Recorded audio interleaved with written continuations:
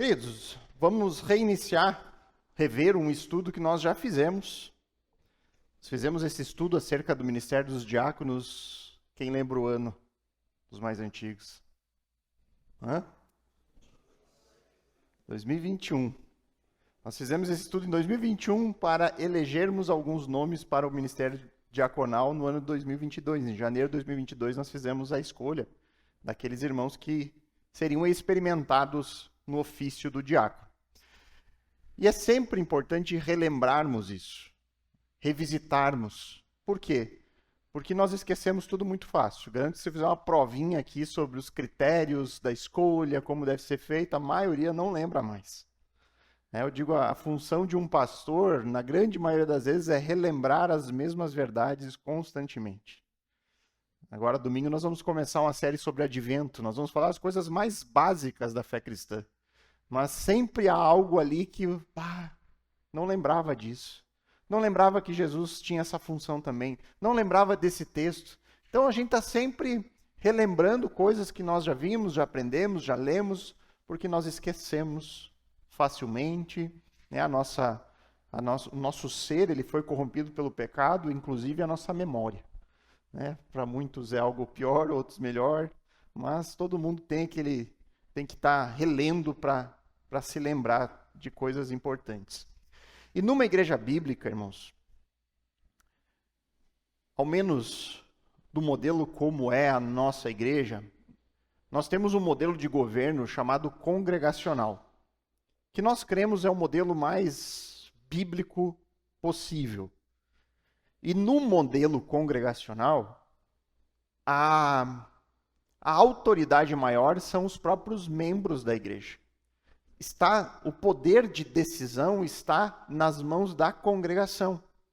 É a congregação quem decide muitos dos assuntos por meio de voto em assembleia. É diferente de igrejas episcopais, onde você tem a figura de um dono da igreja que manda de cima para baixo. Você deve lembrar o modelo da igreja católica ao Papa. É um modelo episcopal, existe lá uma autoridade maior e ele determina as principais questões dentro da igreja. No nosso modelo congregacional, são os membros, os membros da igreja decidindo em voto. Por isso que nós precisamos sempre ter um cuidado grande em relação a quem entra no corpo da membresia. Em que sentido? No sentido de minimizar os riscos de nós admitirmos descrentes como membros, né? Nós darmos tempo para vermos as evidências, darmos tempo para ter discipulado suficiente para que possam aprender e então tomar uma decisão de maneira coerente. E nas Escrituras, ela nos orienta acerca da escolha dos diáconos. Se nós fôssemos uma igreja episcopal, essa decisão seria tomada pelos líderes da igreja. O pastor, né, o grupo de pastores ia lá e ia decidir quem são os irmãos. Mas no modelo congregacional, é a própria congregação quem vai decidir isso, que vai ter voto nessa questão. Então, até conversando com um pastor amigo meu essa semana, e ele me contando, ele foi 30 anos pastor de uma igreja bem conhecida de nível nacional, uma das maiores igrejas do Brasil. E lá, o diácono é escolhido pelos próprios líderes da igreja. E isso se torna disputa por cargo político dentro da igreja. Então, aqui, é tudo por indicação. Esse pastor me disse que ele nem sabia quais eram os critérios. Nem sabia que a Bíblia orientava sobre isso. Ele simplesmente indicava aquelas pessoas mais próximas, ou por algum interesse, ou porque o irmão poderia dar alguma vantagem para a congregação. E era assim que funcionava. Então a gente vê como é diferente do modelo bíblico e como é grande a nossa responsabilidade, a responsabilidade de cada um de nós que tem o poder de votar. Por isso que nós temos que estar muito conscientes de quais são os critérios. Eu não posso votar em alguém por afinidade, porque eu gosto da pessoa, porque eu acho ela legal. Não, a gente tem que olhar se naquela pessoa existem as características que a Bíblia diz que ele tem que ter. Porque o diaconato é um dom, assim como o pastor é também dom. Assim como ser mestre é um dom, assim como todos os outros dons que nós vemos nas Escrituras. É algo que Deus concede.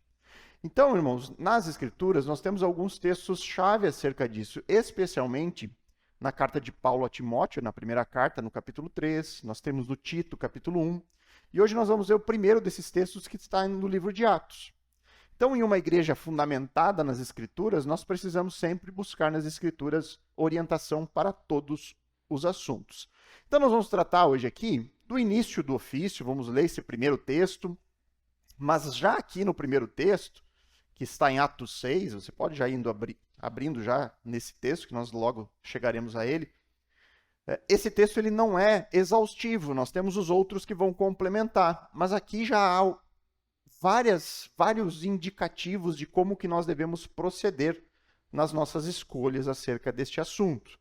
Então, o texto de Atos, no capítulo 6, mostra a primeira aparição deste ofício dentro da história da igreja. É o início. Nós vamos fazer a leitura do texto e depois nós veremos ele parte a parte aqui. Então diz assim a palavra do Senhor. Eu vou estar lendo aqui na NVT, que é a leitura de quarta-feira, mas quem tiver uma diferente, não tem problema, vai conseguir acompanhar aí, ou se quiser só ouvir também, não tem problema. Diz assim a palavra do Senhor. À medida que o número de discípulos crescia, surgiam murmúrios de descontentamento. Os judeus de fala grega se queixavam dos de fala hebraica, dizendo que suas viúvas estavam sendo negligenciadas na distribuição diária de alimento. Por isso, os 12 convocaram uma reunião com todos os discípulos e disseram: Nós, apóstolos, devemos nos dedicar ao ensino da palavra de Deus e não à distribuição de alimentos. Sendo assim, irmãos, escolham 7 homens respeitados, cheios de espírito e de sabedoria, e nós os encarregaremos desse serviço. Então nós nos dedicaremos à oração e ao ensino da palavra. A ideia agradou a todos e escolheram Estevão, o homem cheio de fé e do Espírito Santo, e também Filipe, Prócoro, Nicanor, Timon, Pármenas e Nicolau de Antioquia, que antes havia se convertido ao judaísmo. Esses 7 foram apresentados aos apóstolos, que oraram por eles e lhes impuseram as mãos. Assim, a mensagem de Deus continuou a se espalhar.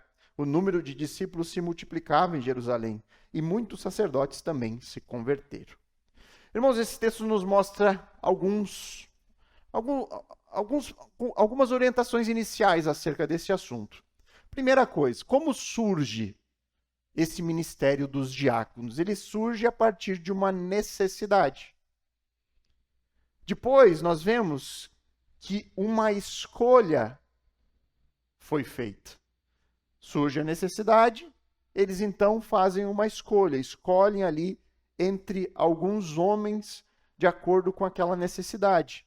E aí é estabelecido alguns critérios por parte dos apóstolos para que essa escolha fosse feita. Então nós vamos ver isso aqui hoje.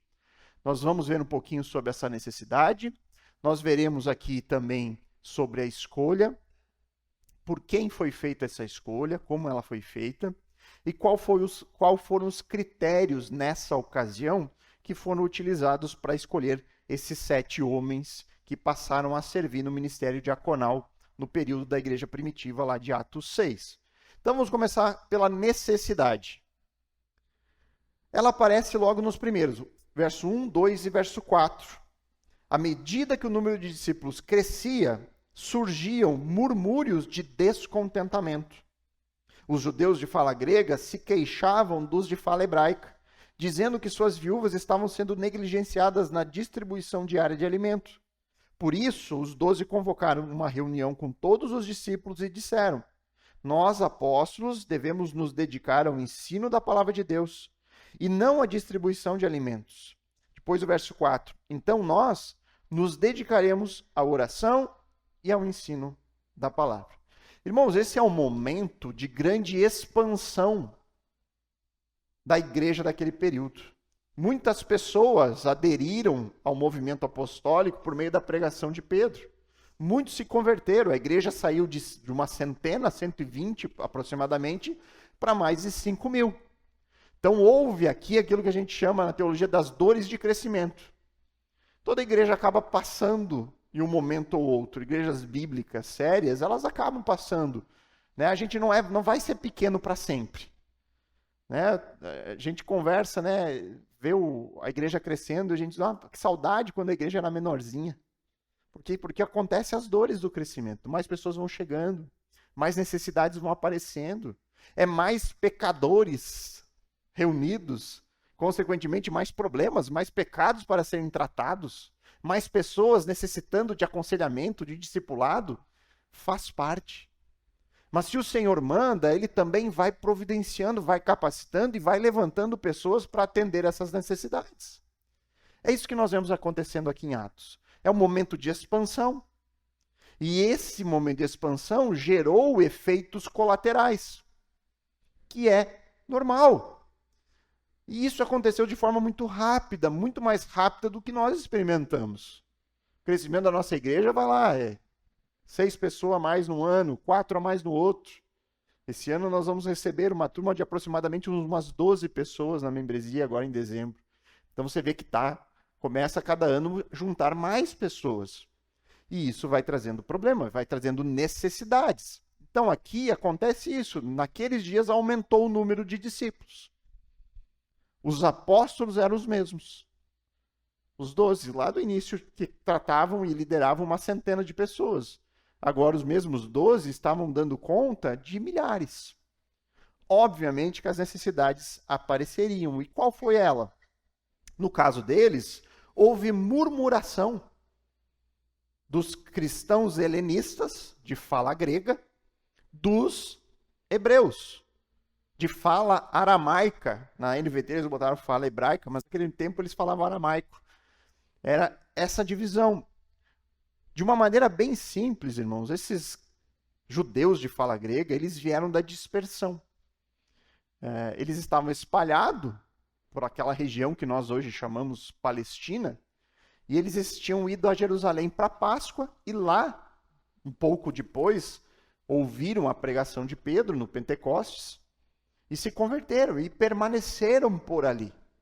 Ficaram ali para ouvir mais acerca do Messias, para se alimentarem, para entenderem melhor a fé cristã, e então depois retornariam. Muitos voltaram depois para as suas regiões.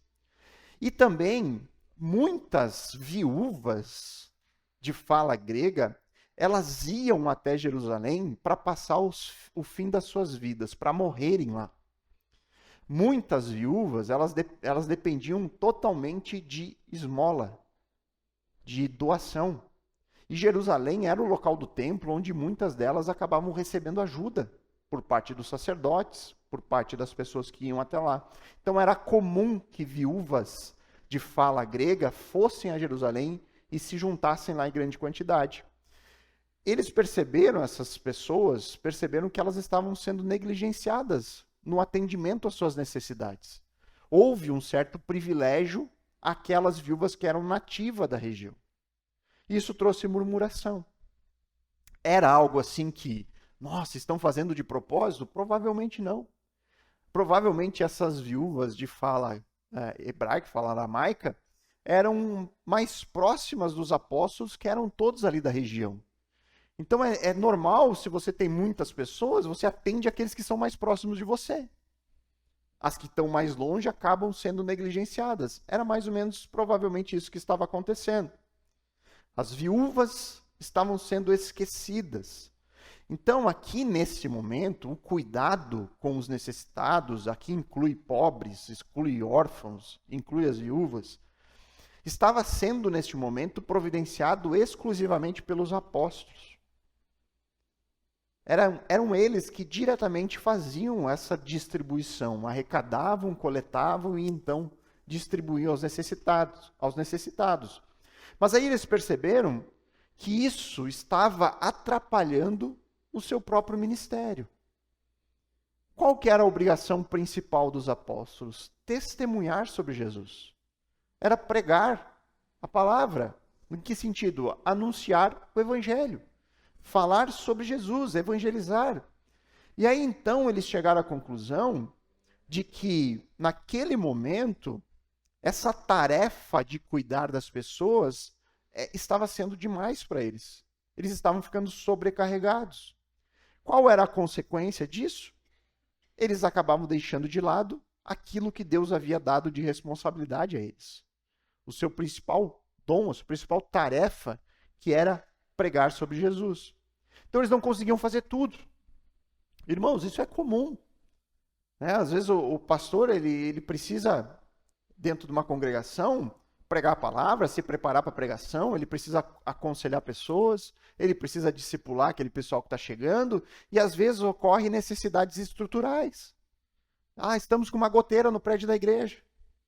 Alguém pode ir lá verificar isso? A maioria dos irmãos trabalham no horário comercial, tem dificuldade. Então, se o pastor cuidar de tudo, ele negligencia algo. Então, se ele tiver aqui para fazer uma manutenção durante a semana inteira, como ele prepara o texto do domingo? Como ele vai atender as pessoas que têm necessidade? Entende? É mais ou menos isso que ocorria naquele momento com os apóstolos. Em atender várias funções, eles acabavam negligenciando algo, deixando algo de lado. Então você chega ao ponto, o que é mais importante para mim? Se eu sou chamado para pregar, eu devo dedicar a maior parte do meu tempo para quê? Para preparar a pregação, para estudar para aquilo. O princípio é exatamente esse que ocorre aqui neste momento. Mas sempre é importante destacar algo aqui. Quando a Bíblia fala que estava sendo negligenciada a pregação da palavra, aqui no caso dos apóstolos, em momento algum do texto você vai ouvir dizer que servir às mesas, atender os necessitados, era algo menos importante. Em ponto algum. Então, quando a gente fala, o pastor precisa de diáconos para atender o serviço. Então o diácono, ele é alguém de segunda categoria. Ele faz aquilo que é menos importante. Não é uma questão de importância. É uma questão somente de função. É tão importante pregar a palavra quanto atender às necessidades. Não há uma diferença aqui da importância, de graus mais importante ou menos.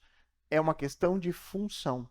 Deus, ele dá dons para pastores, e esses dons, eles são usados no anúncio das boas novas, no ensino, no cuidado das ovelhas. É assim que Deus capacita um pastor, dando esses dons para que eles façam isso. Significa que ele não pode servir nas outras coisas? Não. Ele também deve ser um modelo de serviço de forma geral. Mas se ele tiver que escolher, e se ele puder escolher onde ele vai se concentrar, se concentre naquilo que Deus lhe chamou. Assim, a figura do diácono. Nós vemos no próprio texto de Atos que os 2 diáconos que são destacados no texto, onde eles aparecem depois? Servindo as mesas? O texto de Estevão, ele está servindo as mesas? Quando a gente fala a história dele. Onde é que ele está? Pregando. Pregando numa sinagoga judaica. Filipe, onde é que ele aparece? Pregando em Samaria. Então você vê que não é uma questão de ele faz algo e não pode fazer o outro.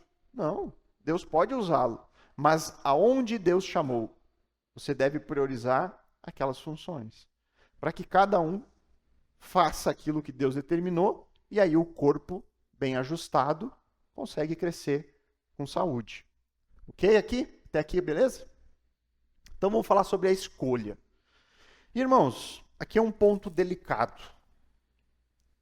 Eu vou aqui já passar direto. Por quê? Porque nós adotamos um modelo em 2022 de escolha, onde eu, pastor Adriano, o próprio diácono Mateus, nós nos reunimos semanalmente, discutimos sobre várias coisas relacionadas à igreja, e por um bom tempo nós ficamos quebrando a cabeça da onde tínhamos errado. Por quê? Irmãos, todo esse estudo que nós veremos aqui nas próximas semanas, se eu não me engano vai dar umas 7, foi dado em 2021. Critérios, as escolhas, como deve ser feito, foi enfatizado, não indique alguém que você gosta somente, seja alguém que tenha os requisitos. Inclusive, nós destacamos alguns irmãos que não estavam aptos. Por quê? Porque eles são incapazes?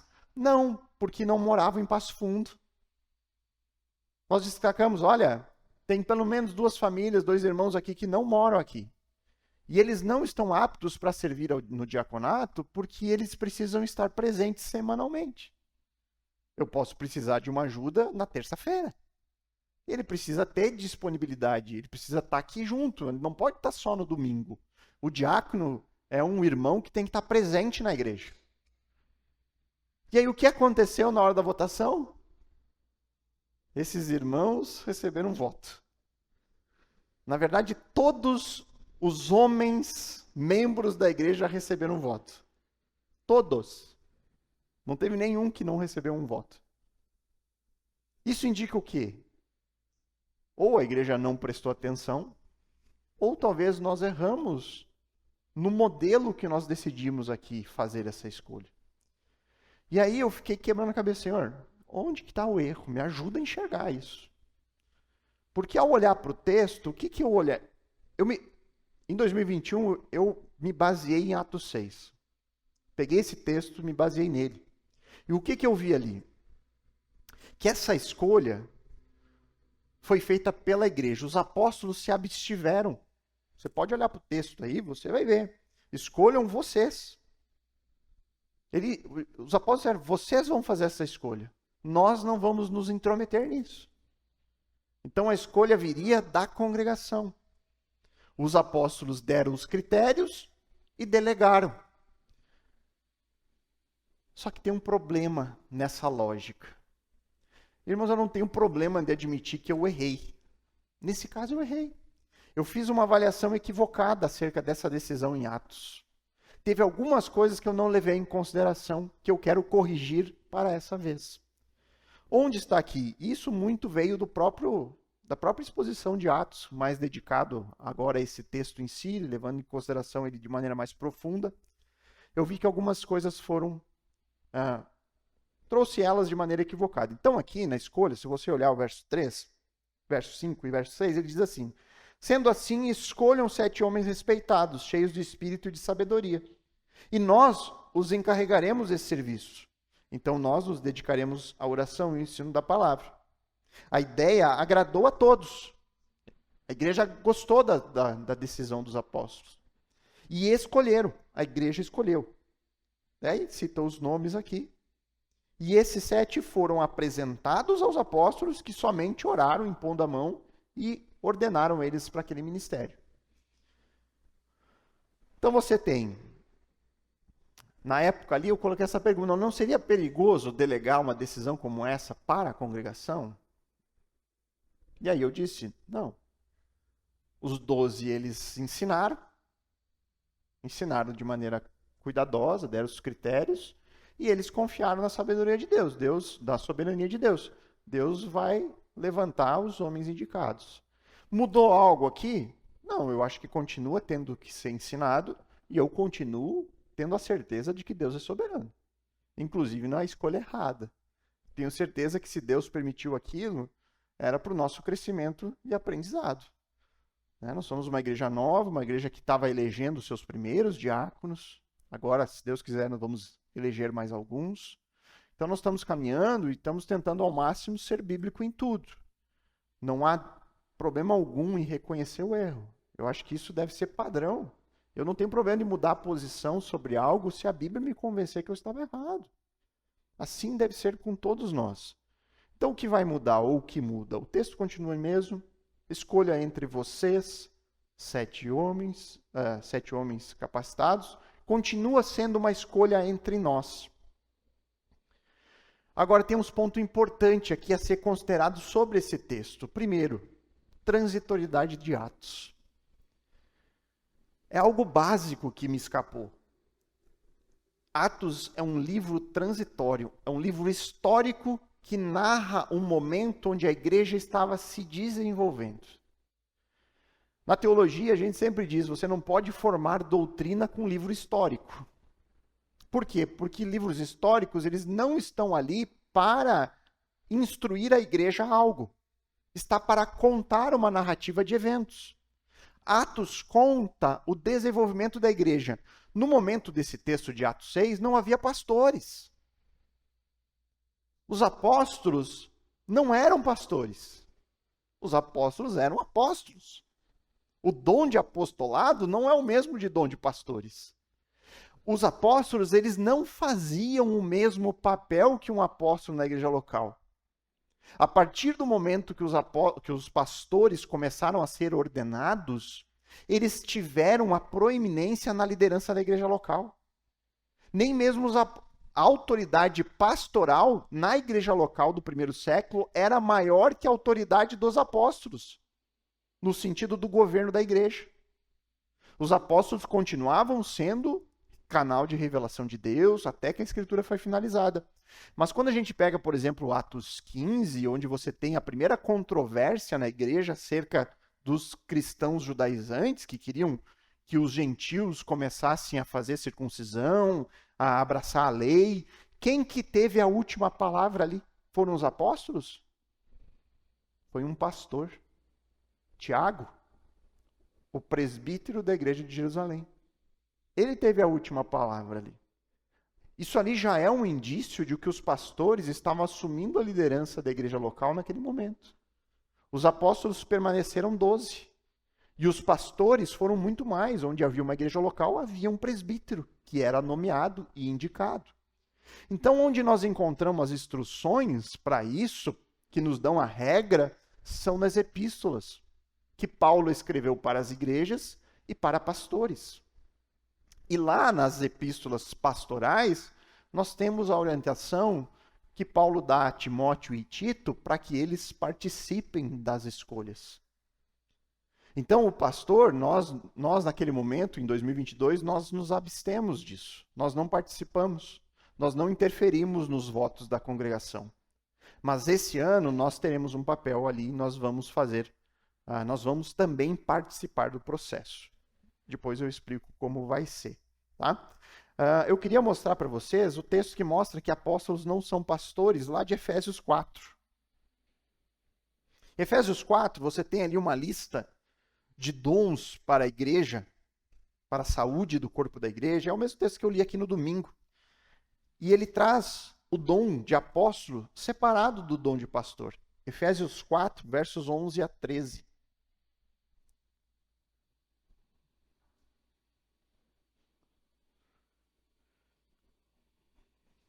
Efésios 4. Só o verso 11 aqui já é suficiente. Não, mas vamos até o 13. Aqui, ó, a orientação é boa, vale a pena ler. Então ele diz ali, ele designou alguns para apóstolos, dons, né? Lista de dons. Alguns para apóstolos, outros para profetas, outros para evangelistas, outros para pastores e mestres. Vemos que há uma separação. Eu não posso fazer uma equivalência total entre o que aconteceu com os apóstolos para o papel do pastor hoje. Essa equivalência, ela está errada. Eles são responsáveis por preparar o povo santo para realizar sua obra e edificar o corpo de Cristo, até que todos alcancemos a unidade que a fé e o conhecimento do Filho de Deus produzem e amadureçamos, chegando à completa medida da estatura de Cristo. Certo? Então, desta vez, nós não nos equipararemos aos apóstolos, nos distanciando da escolha e participando só da ordenação. Não, os pastores, desta vez, terão um papel aqui dentro dessa escolha. E como vai ser feita, desta vez, a escolha dos candidatos ao diaconato? Todos os membros devem votar. Tá? Então, todos os membros sabem, são membros. Aqueles que estão chegando, que vão ser recebidos agora em dezembro, já vão ter poder de voto. Os irmãos, Josias, vocês já vão poder votar.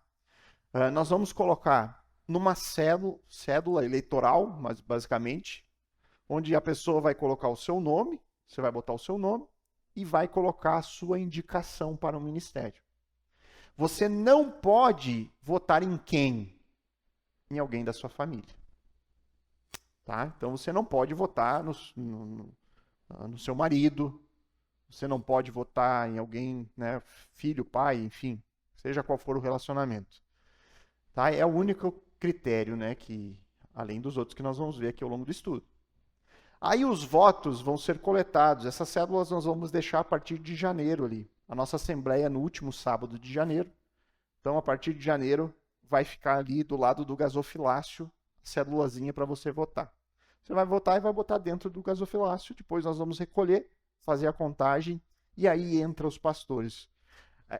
Os votos serão contados e passarão esses nomes mais indicados por uma avaliação pastoral. Certo? Por quê? Porque, irmãos, quanto mais a igreja cresce, mais há dificuldade de nós nos conhecermos, não é nem particularmente, mas de maneira mais íntima uns aos outros. Possivelmente eu conheço a maioria mais intimamente por causa do discipulado, mas os irmãos, às vezes, é por questão de afinidade. Vai ter afinidade mais com alguns, não vai ter tanto com outros, isso não tem problema, isso é normal.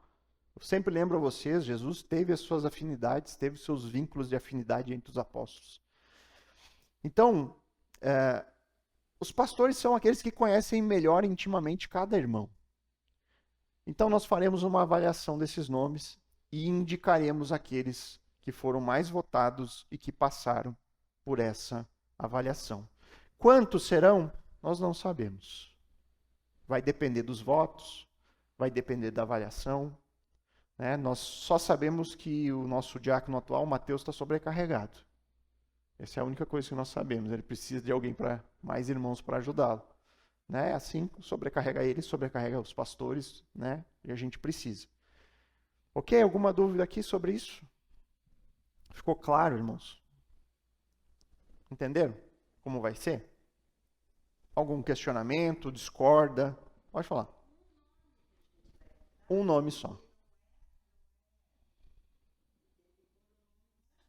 Você tem que botar o seu nome, vai ter lá. Não, não é secreto. Você vai ter que botar quem você é e a cidade que você está falando. Tá? E aí você vai botar o seu indicado. Uhum.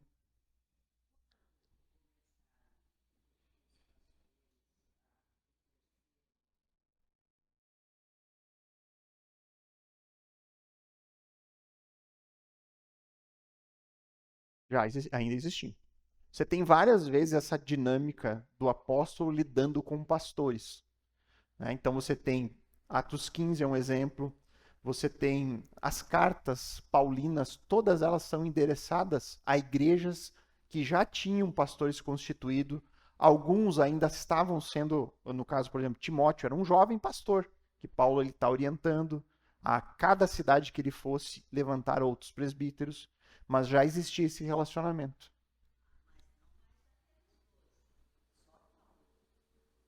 Não todos eles tiveram.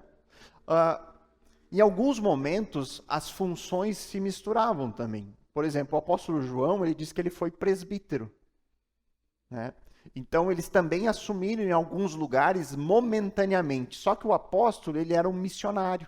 Ele não parava no lugar por muito tempo. Ele tinha um ministério itinerante. Então, ele ficava ali até conseguir nomear um presbítero. E isso foi até o fim da vida deles. Houve sempre essa dinâmica de relacionamento entre eles. A própria carta aos Hebreus, ela já fala dos apóstolos no passado, no sentido que eles já tinham morrido, não, no sentido de que eles já entendiam que aquele ministério, o dom de apóstolo, era algo que havia ficado entre os 12. E agora os pastores já eram as lideranças da igreja. Entendeu? Ok. Então vamos lá para os critérios. Meu Senhor, como eu perdi tempo. Vamos lá. Alguns critérios. Estão nos versos 3 a 5. O primeiro, boa reputação. Escolham 7 homens. O que diz ali o texto?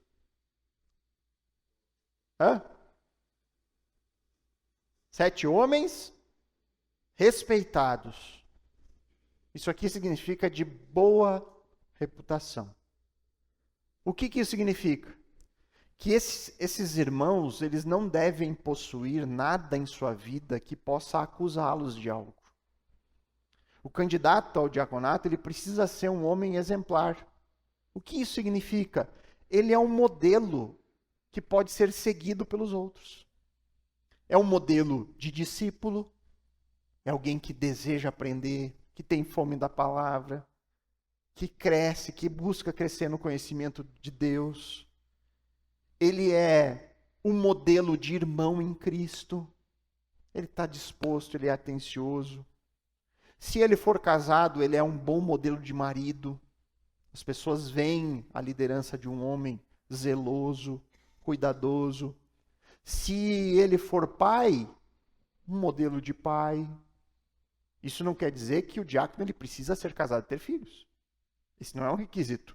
Mas se ele estiver nessa condição, ele tem que ser alguém que lidera de maneira satisfatória, que guia os seus filhos no caminho do Senhor. Se ele é dono de um negócio, ele precisa ser um empresário honrado, que não haja acusações sobre ele. Se ele for empregado, funcionário, um bom funcionário. Um cara que se dedica, que trabalha duro, que mantém um estilo de vida condizente. Enfim, ele deve ser alguém digno de elogios. As pessoas vão olhar e vão elogiar, poxa, esse irmão aqui, olha só, eu observo na vida dele, eu vejo um verdadeiro discípulo do Senhor. Eu vejo nesse irmão alguém que eu posso me inspirar. Eu gostaria de ser, eu quero estar próximo dele. Eu vejo o seu compromisso com Deus, o seu compromisso com a igreja, como ele é sério, honesto, respeitável, íntegro, certo? Também o texto diz, cheios do Espírito. E aí, como que nós identificamos alguém cheio do Espírito? Você sabe identificar alguém cheio do Espírito? Não é pelo tamanho da pessoa, né? Gordinho, não.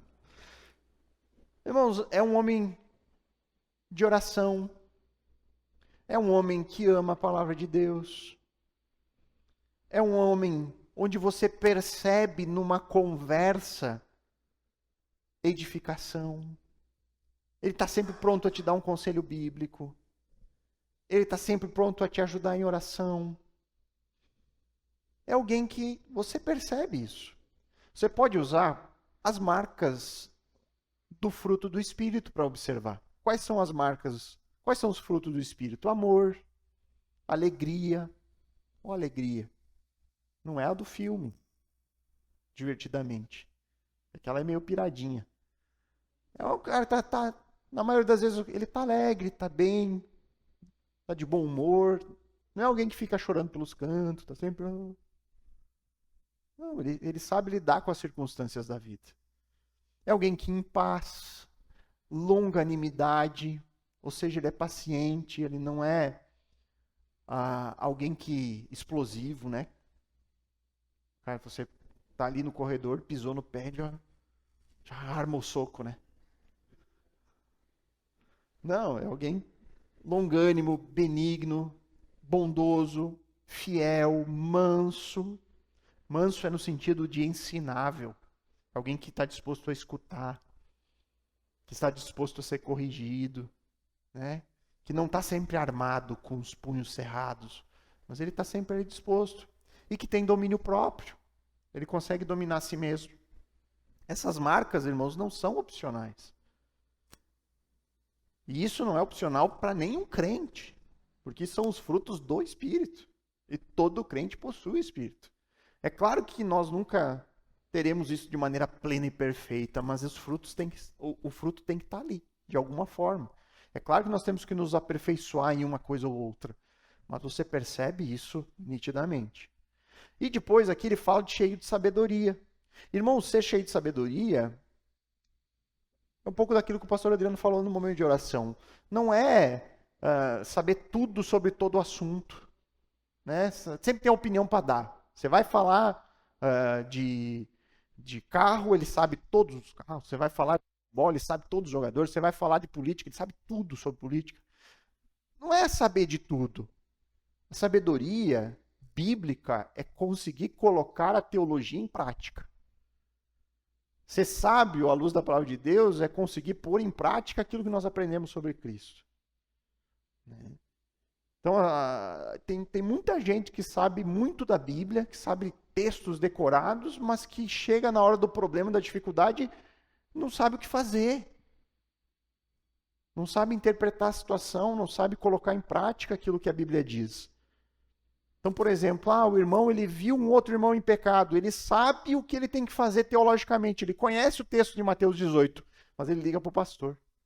Pastor, preciso te contar do que eu vi um irmão fazendo.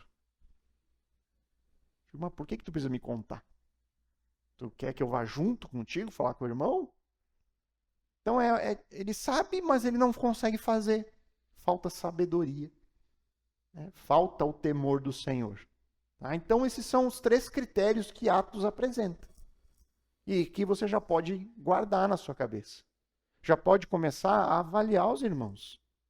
Boa reputação, cheios do Espírito, cheio de sabedoria. Para concluir, então. O que aconteceu depois que eles fizeram a escolha? O verso 7 diz, A palavra de Deus crescia, e em Jerusalém o grupo de discípulos aumentava. Também um grande grupo de sacerdotes obedecia à fé. Quando nós seguimos a palavra de Deus e realizamos as coisas de acordo com ela, você começa num problema. As dores do crescimento. Chega uma necessidade.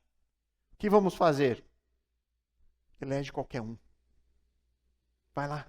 Qual que é o teu melhor amigo? Quem que dá a maior oferta na igreja? Coloca ele de diácono. Irmãos, se nós fizermos isso, não ocorre isso do verso 7. A igreja vai começar a ladeira abaixo. Por quê? Porque as pessoas percebem. Os pastores lá, eles estão indicando diáconos só por afinidade deles. Os pastores eles estão fazendo isso por interesse. E aquele fermentinho vai sendo plantado no meio da congregação. Agora, quando nós buscamos a palavra de Deus, quando nós fazemos aquilo que a Bíblia diz, a tendência é nós experimentarmos o mesmo que a igreja experimentou ali. E por mais que nós tenhamos, ao meu ver, não seguido o caminho totalmente correto naquele momento, de alguma forma, eu acho que dá para ver que a igreja está seguindo isso aqui. Eu acho que de 2022 para cá, o que eu vejo é a igreja crescendo na palavra de Deus. Bem ou mal, os irmãos que serviram no ministério como candidatos ali por 2 anos, eles ajudaram um monte. A mim, ao pastor Adriano. O Mateus tem sido fonte de muito auxílio. De muito auxílio.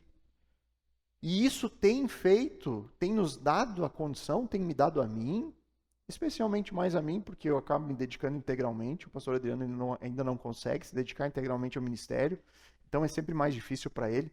Mas eu tenho conseguido me dedicar de maneira praticamente integral. Eu não preciso estar me dividindo com isso, porque eu tenho ajuda. Essas questões estruturais já vai direto para o irmão. Muitas vezes eu só fico sabendo depois. Isso tem refletido, e deve estar sendo refletido, na qualidade daquilo que está sendo dado de alimento para a congregação. Então eu tenho observado, eu vejo, as pessoas têm crescido na palavra, eu consigo me dedicar mais aos discipulados, tudo isso reflete. E também, consequentemente, Deus vai trazendo e abençoando. Irmãos, ninguém chega na nossa igreja por causa do pastor, as pessoas têm vindo até nós porque o Senhor tem enviado. E Deus acrescentaria dia a dia aqueles que seriam salvos. Era assim na igreja primitiva, continua sendo assim hoje. Quando a gente conhece cada pessoa que chega, nós vemos uma história de pessoas que estão orando a Deus por um lugar bíblico, que estão buscando uma congregação saudável, e Deus, de maneiras assim que a gente até, sobrenatural, traz até nós. A igreja tem crescido. A igreja também, o número de discípulos aqui tem aumentado. Agora não pode parar nisso. Tem que haver obediência à palavra. Tem que continuar tendo temor, reverência, zelo, porque também é muito fácil nos desviarmos desse caminho. É muito fácil. A história da igreja está repleta de exemplos de igrejas que começaram saudáveis, começaram bíblicas, e com o passar do tempo foram se desviando das verdades. Que Deus nos ajude a não sermos assim. Alguma dúvida, irmãos?